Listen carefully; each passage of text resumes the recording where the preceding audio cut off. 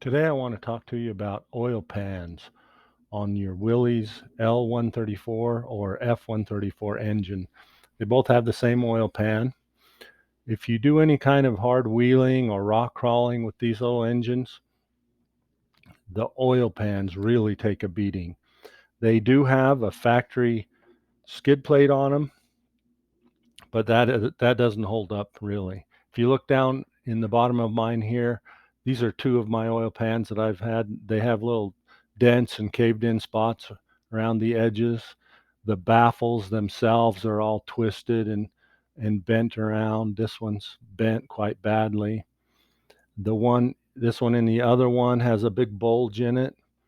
I'm going to turn this around. Maybe you can see it a little better. The bulge in the baffle from rocks hitting the bottom of the pan and bashing up in there and bending that. If you look down the sides here, you can see kind of how the pan has been pounded on the bottom and is mushroomed out and bulging on the sides. And then if you look at the bottom, the skid plate on the bottom, it's all wrinkled and pushed up and pushed out of shape.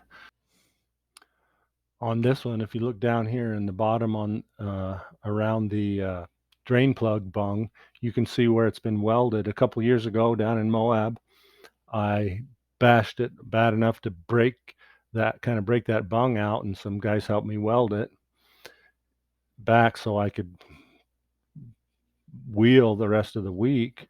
But just recently up at Colorado in the fall color tour, I bashed it on a rock again and it started leaking again. So I had to change the pan out up there in Colorado. So now I have another stock pan on my engine, and I'm trying to figure out if there's some sort of solution that I can come up with to make it so these pans don't get so beat. So I talked to my friend Sammy Sievert, who's a welder and a fabricator guy and really quite talented. And I got a brand new oil pan and I took it to Sammy and he armored this thing up. You can take a look at it here, how armored it is. He's put extra armor around the drain plug. I've had trouble in the past actually with rocks hitting that drain plug and loosening it up. And then finally it comes out and I drop all my oil right on the trail, which is not good. Um, so he's got extra armor around that. Um, Kind of the thing that he came up with was to put an extra plate on the bottom, just to double it up on the bottom, and then build these legs up on the side that go and hopefully take the load from the very bottom all the way up to the flange where it attaches to the engine block. So hopefully that'll take any of the abuse and transfer it right up to the engine itself, rather than bashing and bending that oil pan in and getting it all distorted. Okay, so he's done that. He's done that on both sides. He's got an extra little bit over the drain plug, and then also the sloping plate on the front and the legs on both sides. Sammy's put together a little do-it-yourself kit so that he can send you all these pieces that will slide over your engine drain pan, and you can have your own drain pan all armored up. You'll really want to get a brand new pan though if you're going to armor up like this. You don't want to mess with trying to fit this stuff on a old beat up bent oil pan.